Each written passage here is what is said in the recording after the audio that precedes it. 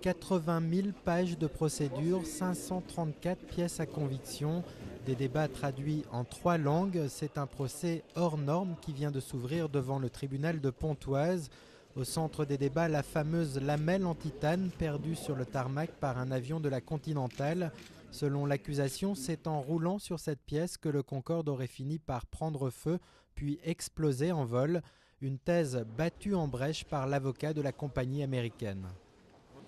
25 témoins dans le dossier, qui sont présents depuis 10 ans dans le dossier, viennent dire on a vu le Concorde prendre feu 8 secondes avant, 700 mètres avant qu'il ne rencontre cette pièce de ferraille. C'est-à-dire que l'accident était inéluctable bien avant la présence de la lamelle des C-10 de Continental Airlines.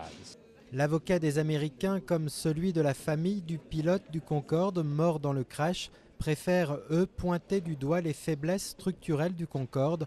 Mais là aussi, on s'oriente vers une bataille d'experts. Tout le monde explique depuis 7 ans, pendant une instruction qui a duré 7 ans, que Air France n'a rien à voir dans le processus de cet accident, que ce qu'on peut lui reprocher, entre guillemets, au niveau d'éventuels problèmes d'entretien n'est absolument pas en lien de cause à effet avec l'accident.